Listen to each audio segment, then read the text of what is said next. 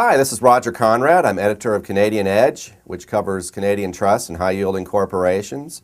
What I want to talk to you about today is something that affects everything that we cover in Canadian Edge, and that is the Canadian dollar.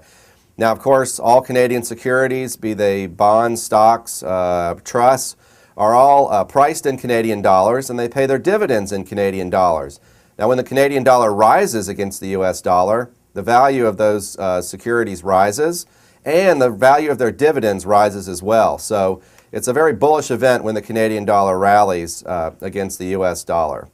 Now, what we've seen over the past several months has been a very strong rally in the Canadian dollar, overcoming some of the losses that it made last year when, of course, everybody was migrating back to the dollar. I think that trend will continue for several reasons.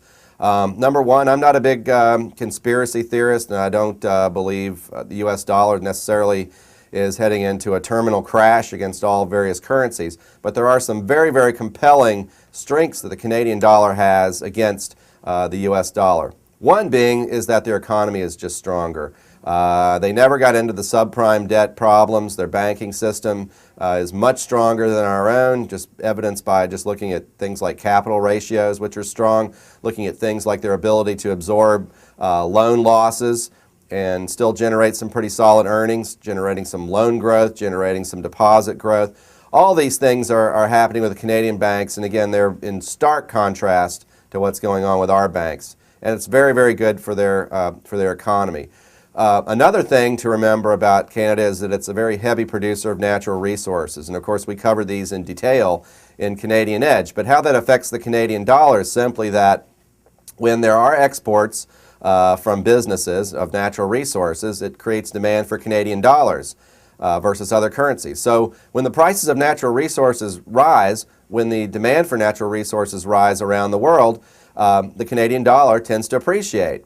And this is really what's been at the root of this rise in the Canadian dollar we've seen from the 60-cent range to the U.S. dollar to right now where it's in the low 90-cent range. And I think by the time this is over, it's going to head a lot higher. Obviously, the government in Canada, because of the large volume of trade with the United States, doesn't want to see it rise too far too fast. So there is some control there. But if you look at natural resource prices, demand for natural resources, the fact that the Asian markets are becoming increasingly more important for the Canadians, and particularly in the export of natural resources, you have really a compelling case for more and more exports, higher and higher values of those exports, and again, a higher value for the Canadian dollar. So, I think that it does have a very bright future. If we do see more inflation in the United States, and of course we haven't seen that for quite some time, and in fact, most of the arrows seem to be pointing toward actually a risk of deflation rather than inflation.